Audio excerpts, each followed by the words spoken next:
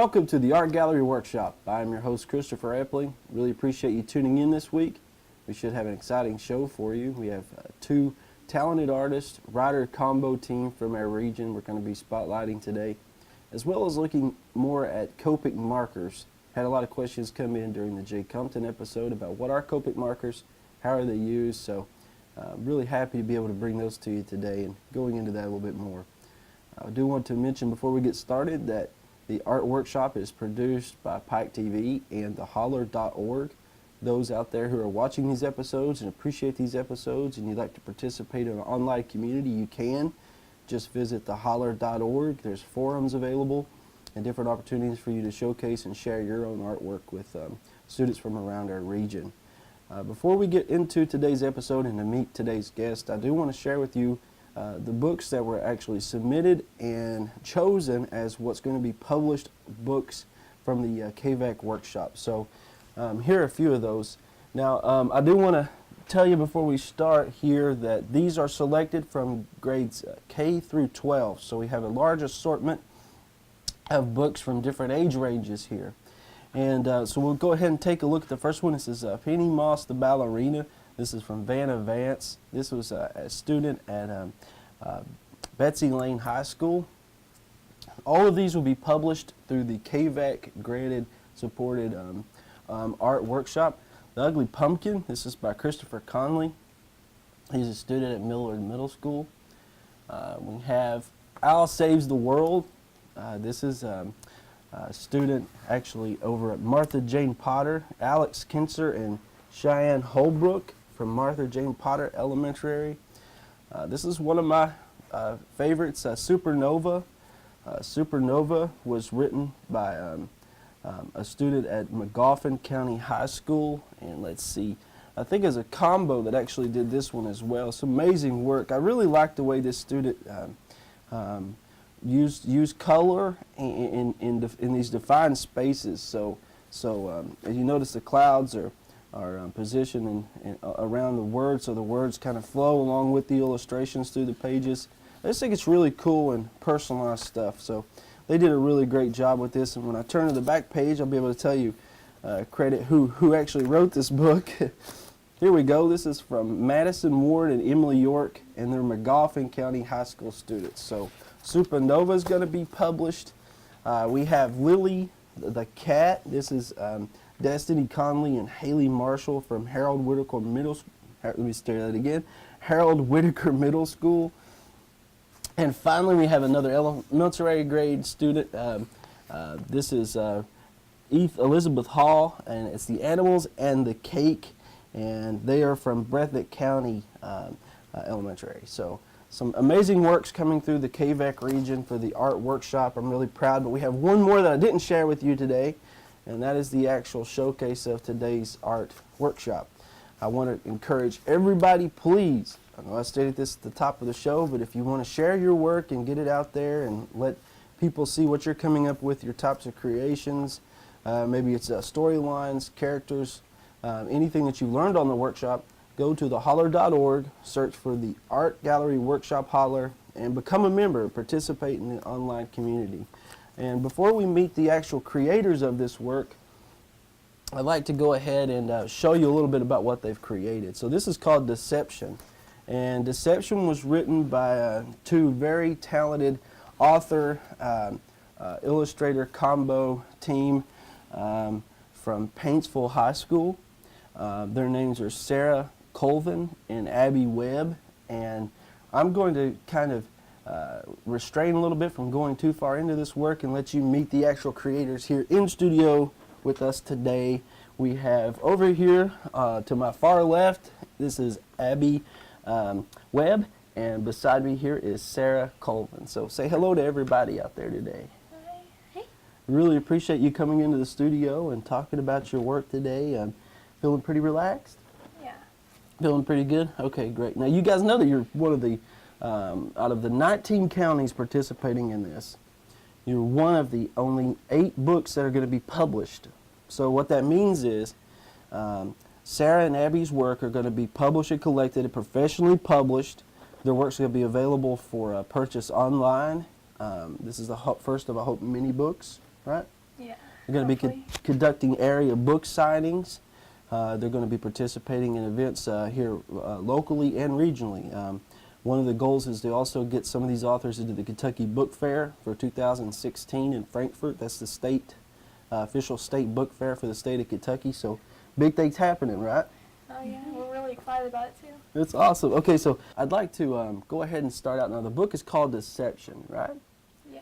Okay, now this book, when I'm reading over the entries that were submitted for the KVAC company, this is maybe, I hate to say I have a favorite, but this is maybe my favorite. Okay, so first I want to ask you a little bit about the title you chose. So you wanna take that one, Abby? Yeah. Well, the title more or less explains about what happens near the end Okay. and stuff, and it creates a sense of mystery to it. Okay, cool. Which basically from the title, you know that everything is not what it seems, you know. Okay, for advanced writing concepts, I know both of you guys are high school students, right? Yeah. Paintsville High School, correct? Mhm. Okay, and we have a senior and a freshman, Freshman, yes. right? Okay. You do know that, like, we talk about story conflict, resolution, and things like that, right? So we know automatically, well, I'm thinking from as a reader, when I see deception, I know, hey, this is building up to the conflict of the story, right? That kind of thing going on? Mhm. Okay, awesome. So let's go ahead and crack the pages for everybody at home to kind of take a look at your amazing work, okay? Now, as an illustrator and author combo, we talked a little bit about this early on in the workshop. When you work together as an illustrator and author combo, a lot of people have the misconception that the writer writes the story and the illustrator just does the illustrations, but you guys kind of broke that mold a little bit with this, didn't you? You both contributed to the story a lot, right? Yeah. We both kind of tried to build more on what we were going to do for the story before doing the actual writing part of it. So planning, how much would you say percentage-wise? Did you take up a lot of time planning for this book prior to even starting, right? We found a lot of time, but it didn't take too long to kind of get the main story. Okay. And afterwards, we changed a few things and kind of tweaked it a little bit to fit Okay. better. And now, as the illustrator, this is all done in pencil, right? Yeah. In graphite. Okay. And you can see the transitioning here from what we talked about, setting the setting of the story. Now, as you can see here, we'll read just the first part of this. A few miles off the town, Kinsey, you'll find a dark, overgrown pine forest. And sitting in the back of the forest, you'll see an old, vacant lumber mill, right? Yeah. The setting is established through the words, and then also we have the setting established through the illustrations. And that's one of the criteria that we actually ask the students to do, is follow the story along. If the story says we're having a setting on the moon, don't show the bottom of the ocean, right? So you guys really knocked this out of the park. So this is one of the main characters, right? Yes. Okay, tell us a little bit about this guy. We call him the Stranger. We don't really want too many names given out quite yet, since the story will continue afterwards. Okay, now the story's going to continue afterwards. Yes. So do you both have plans, I guess, based on that you're going to do a continuation? A little bit. We have kind of an idea of what we want to do. Now Hopefully we'll get to that. Now you both shared with me prior to starting that this is actually part of a larger story. Yeah. Okay, and when I first approached you two about creating something for the art workshop, you said that you wanted to pull something from this ongoing larger story as a submission, right? Yes. Okay, how far have you gotten along with that larger story?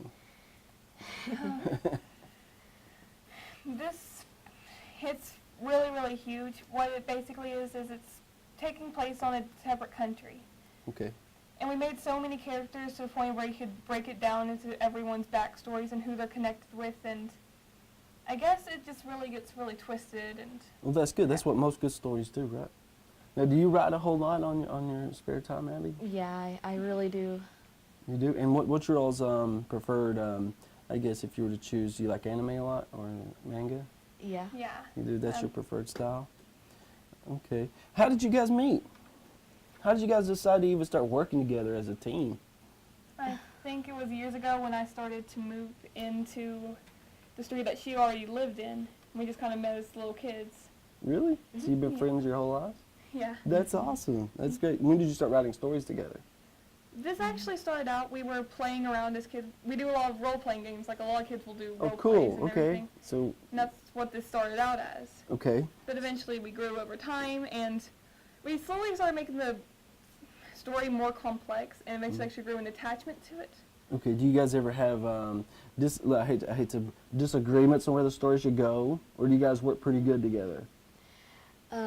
We hardly ever fight. No like fighting. really, you know. No punch down drag outs or anything, right? Oh no, she's Okay. hit me plenty of times. But, Yeah, that's not over the story, that's just the torture. Okay. Well, that's a good thing that you work together well on, professional and friendship level. Then no knockdown drag outs. Too bad anyway. So the character though is taken through this situation where the readers almost doesn't know as much about the story as the characters are finding out themselves, right? So as the characters are learning what's happening in your story, the same thing's going on for the reader themselves too, right?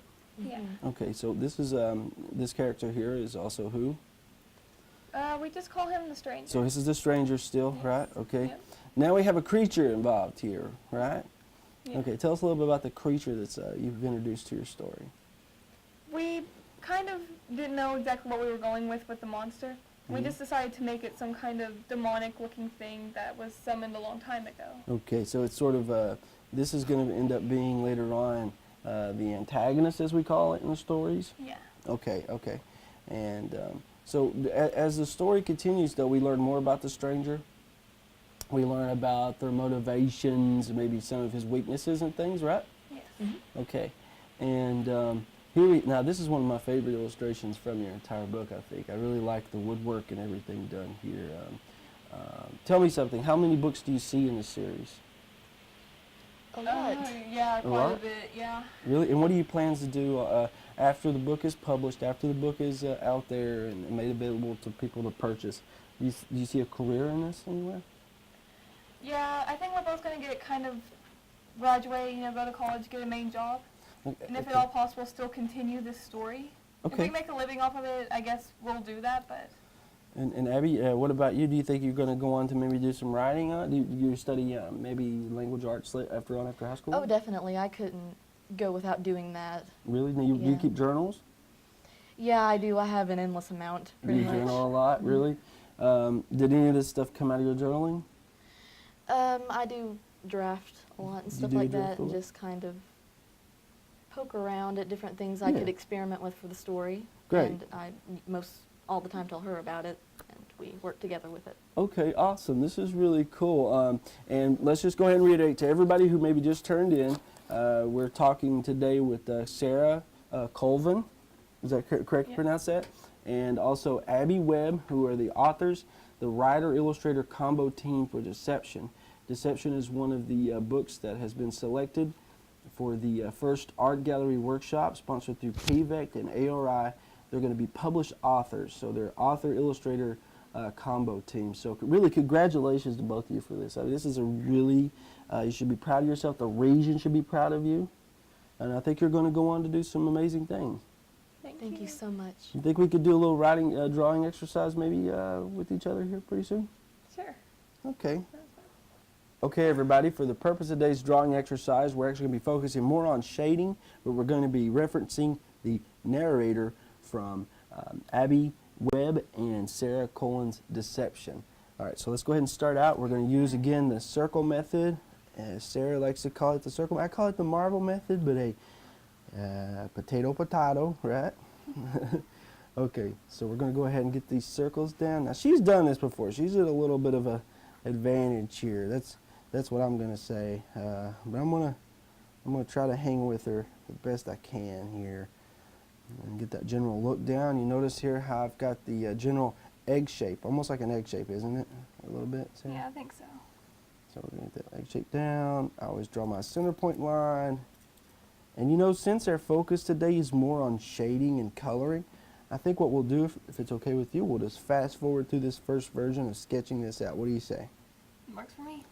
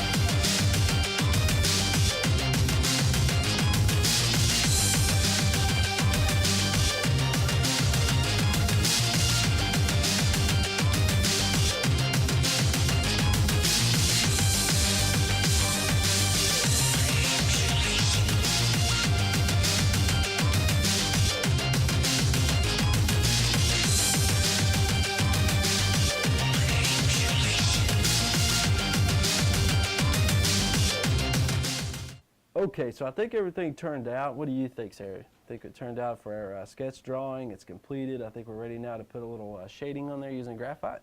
Yep. Okay, now you did bring in your Copic markers today. I want to stress to everybody at home that we're going to be using basic pencil lead. Now you have a particular type of a graphite pencil. Was a number 555. What is that? Can I see it for a second? Yeah. Okay, I'll show everybody on the overhead here. This is basically just a extra black. Generals is a brand name, and it's graphite, right? Yep. Okay. I'm going to be using something similar to that here with my pencil. And what we're going to be doing, since your entire book, Deception, which is right over there in the corner, it is completed using graphite and shading, I want you to kind of work along with me here, and we're going to actually use this to shade the narrator, which is a character from your story, correct? Yep. Now here's my really pitiful attempt at drawing your character, but we're going to roll with it. But the Copic markers, though, if we wanted to really go in depth and add color to this, here at the end, hopefully we'll have a little bit of time to talk about those a little bit, okay? Skin tones, more importantly, which are right up here at the top of the screen. Now, here we go. So let's go ahead and start looking at, are you doing okay over there, Abby? Yeah. Okay, awesome. All right, so what we're going to do now, I guess you work from the darkest portions of your picture and go lighter. Is that what you do? Yeah. Okay, talk to me a little bit about your process. Now, you don't have to necessarily start where I start, but I want you to kind of talk me through how do you start to lay down graphite on your drawings. I've always, for some reason, just started out with the eyes. And I'll do the start part right above the top part of the eye. Okay, so you start out with the eyes, right? Yep. Okay, so you do this part right up here, right? Right around what we call the pupil or the iris, right? Yeah. So this part right here, the shading portion, right underneath the eyelid, correct? Mhm. Okay, now you do that on both sides? Yeah. Okay, so you just keep on telling me what you're doing. I want you to talk to me and tell me, okay? All right. Now we'll take, they call this tortillion. What So now? smudger. Oh, Smudger. the smudger. Okay. Yes. Now, for those that don't know what a smudger is at home, you keep using it. I'll talk about it. A smudger basically is a very, very condensed, rolled up piece of cardboard. And what it does is it helps, instead of using your finger, a lot of artists I know like to use their finger to smudge, right? Yeah. So instead of using your finger, getting your finger all nasty and all gummed up with graphite, you use a smudger, right? Okay. Now, what's your next step after going around the eyes? What do you normally go to next? I would go around the face, and I would do the shading around the nose and underneath the chin. Okay, so we're going to go from your eyes to underneath the chin here. For the Aha. spin the shadow the other way. Okay, so we're going to get that portion going underneath, right? Yes. Okay, now every artist is a little different in how they apply this stuff, right? Yeah, even in anime, it seems a lot of people think it's all drawn the same, but actually each individual person seems to draw it separately, a little bit different. Okay, now where I don't have a smudger with me today, I'm going to use my finger. You at home can use your finger. There's nothing wrong with using your finger if that's what you have, right? If you got to use your finger, it's okay. Or you can even take a piece of cardstock or cardboard and roll it up and even use that, can't you?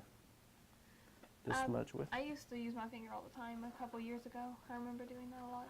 Yeah. A lot of people would say I would get it all over my hand and just have it all over my face by the end of the day. Yeah. You want to talk a little bit about your influences there at Paintsville High School? Who are your art teacher?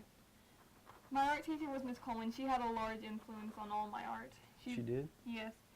It seemed like every time you have a problem, whether it was with art or if it was just an everyday problem, she would always have a solution to it.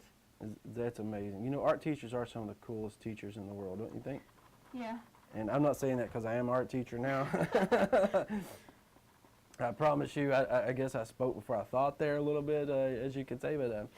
But no, I mean, really, even for me, Willa May was my art teacher in high school. And now you take art classes, Abby? You take art classes? You do. Now, you're an artist, too. See, that's the thing that we really didn't talk about in this episode a whole lot. Yeah, you're the author of this. Well, you both are co-authored and co-illustrator in a way, I guess. I mean, not really co-illustrator. I mean, you did all the illustrations, but you did the design work with some of the characters, didn't you? Mm-hmm. Yeah. You help come up with the ideas. Yeah. Now, what's your preferred medium to work in, Abby? Like, what do you like to, when you're at home, let's say you pull out your sketchbook and you start coloring, what do you like to, or drawing, what do you like to work in? What do you mean? Like pencil, pencil. pen, watercolor, I just use a lead pencil. lead pencil, so graphite? I'm not as complex as she is. Basically, everything I know now, which I'm pretty novice at, like artwork and all that, Mm-hmm. I do a whole lot of writing, but I don't draw a whole lot, but I do when I'm bored. Now let me ask you something about your story as we're going through with this. Now you notice over here now, Sarah is using the smudger. She's getting the same effect I'm getting sort of kind of from using just my finger. And all that we're doing here before we talk about the next topic here, we're just laying down just like you're coloring with a pencil. See how I'm coloring here around the shirt sleeve? Okay? And we're just laying this down on here. What I mean by laying it down, it just means you're coloring on the paper. You're putting the pencil graphite onto the paper just like that. Now once you have that right there, you can take your finger or a smudger and you can go in there and you can move that around, can't you? And the oils in your finger will actually help to smear. So you can see the difference between this version of the collar and this version of the collar. And what happens is the oils in your finger will pick up that graphite and it'll start to move it around on the paper for you, okay? There's a good chance that some of you probably have already been playing around using this and didn't even realize what you're doing, okay? So just going back real fast as we're finishing this out, I do want to talk to you a little bit too about the different mediums you use besides graphite. So Sarah, what are some of yours you like to use besides graphite? I've gotten into the Prismacolor pencils and the Copic markers. Okay, now Copic markers are pretty interesting, aren't they? Yeah, they look really good on paper. It's almost like it came out of a magazine. And now for what you mean by that is that the ink you apply the ink and it's really consistent, right? Yeah. Really consistent look to it. Is that what you mean?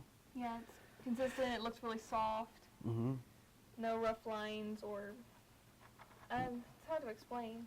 Well, it's best though if students want to figure out how they could get some sort of tones, and what we mean by tones is this. Now you keep working. I'm going to talk about this, okay? All right. Now Sarah's continuing using her smudger. She's laying down the graphite.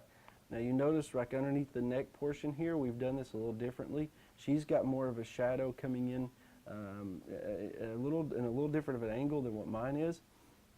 And those of you that will go back and actually resource some of the early videos of the art workshop, you're going to remember us using a tool called the light switch. So we turn the light on with the ball and we looked where the light would actually appear on the ball. And so you have to think about lighting when you're creating your work. This is all about shadowing here. This is what we're doing. We're putting shadow to our artwork, okay? And there's different ways to do that. Now, when we talk about tones, and I want you to kind of look from the overhead camera, you can see these are now minus the yellow here, but and especially these are different what we call hues or tones of the same color. So if I were to use each one of these and color with it, they would look very similar. And there's actually a crayon pack you can buy, and these are called skin tone crayons, or a multicultural pack of crayons. And while she's finishing up her shading, I'm going to show you an example of what I did earlier. Now here is using the multi-tone crayon. So you could do shading using the same color. So basically we're starting out very light with this crayon here, and we'll color over the entire surface, and then we'll go back and we'll choose a slightly darker version of that same color, and we'll add in the shading, okay? So shading can be achieved in various ways, whether you're drawing something offline or you're using something maybe from your own creation, such as Sarah and what Abby's done today. And I highly encourage you to try out shading using either graphite or various other types of crayons. But when you are shading with crayons, try to use the same tone or a different, darker version of the same color. I guess we better start wrapping things up today. I know we run out of time so fast here, it's kind of hard. That looks awesome. I'm so proud of both of you and what you've done and what you've accomplished. I really am. I want to be sure and tell everybody where they're going to be able to get your books once they're available. Okay?